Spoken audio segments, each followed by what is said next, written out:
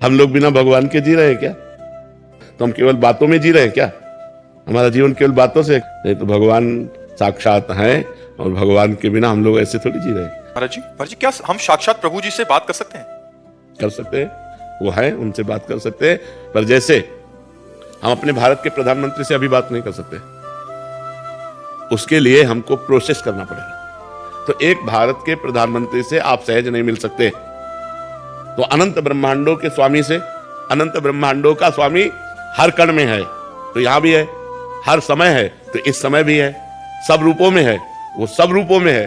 बस हमको ये बात जान करके उनका जब भजन करेंगे और जितना हम तन्मय होते जाएंगे, मेरे प्रभु मेरे प्रभु मेरे कृष्ण, बातचीत कर सकते हैं, आप उनसे हंस खेल सकते हैं, पर वो योग्यता बनानी पड़ेगी।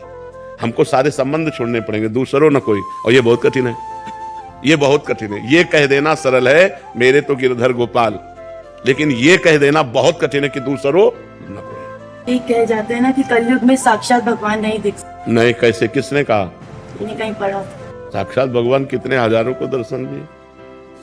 हम लोग बिना भगवान के जी रहे हैं क्या? है? बोलते किसी रूप में आ जाएंगे, पर साक्षात ही। क्यों साक्षात? उनको शर्म लगती है क्या? नहीं, क्यों नहीं आएंगे साक्षात?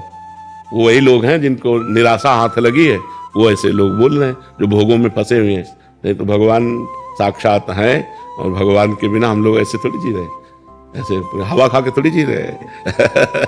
उनके बिना जी सकते हैं, है?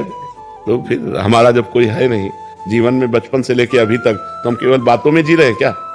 हमारा जीवन केवल बातों से है क्या? फिर तो हम स्पष्ट कह देते, स्पष्ट माइक से कह देते, लेकिन नहीं, भगवान जिस रूप में चाहो, जैसे भाव से चाहो, बस उनके सिवा कुछ और चाहो मत। जा ही न चाही कबहु कछु, तुम सन सहेज सने, तो बसो निरंतर तासुर सुर और नीच गए। आपने चाहा तो यहां आ गए ना, तो आप चाह करो, भगवान मिल जाएंगे। आपके लिए प्रभु मैं नित्य भगवान का अभिषेक करता हूँ जी, आपकी आयु आरोग्यता के लिए। जी, इसीलिए सुरक्षित हो।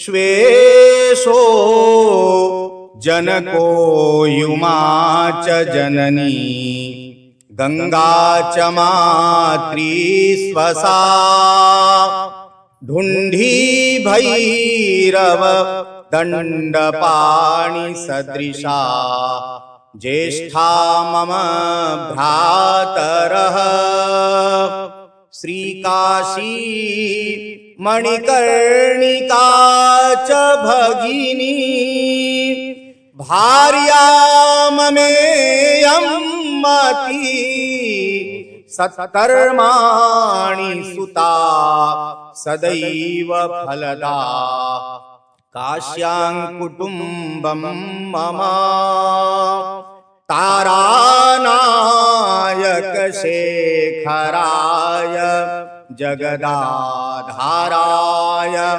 धाराधर छायाधारक कंधराय गिरिजा संगैक श्रृंगारिणे नद्या शेखरिणे दृशातिलकिने नारायणे नास्त्रिणे नागै कंकणिने नगे न गृहिणे नाथाय नित्यं नतिः लक्ष्मीस्ते सदने सदा विहरताम् चित्ते च चिन्तामणिः स्वर्धेनुस्तव गोकुले सुरतरुश्चाराम भूमौ तव वाणी ते वदने दयानयनयोर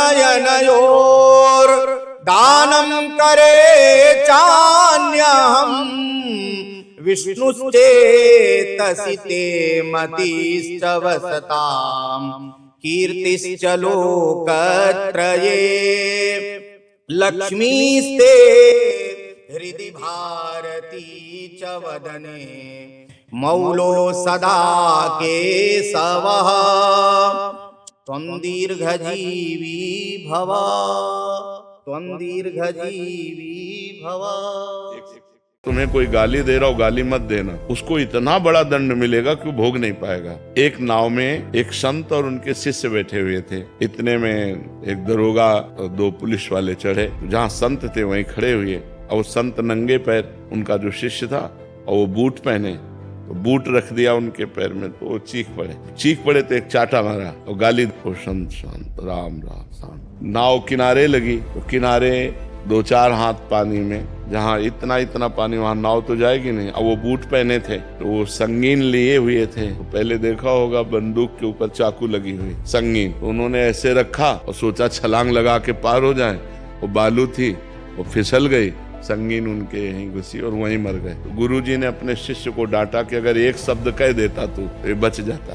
तूने एक शब्द भी नहीं कहा ना, इसलिए इसको इतना भारी दंड मिल गया। उमा क्षमा सापहुते भारी, अपने कर्म जाए अपकारी। अपकार जो तुम्हारा कर रहा है, तुम चुप हो जाओ, ये सबसे बड़ा दंड होगा, और सह के निकल जाओ। तो ये क्षमा श्राप से भी भारी हो गई, उसको भारी दंड मिलेगा।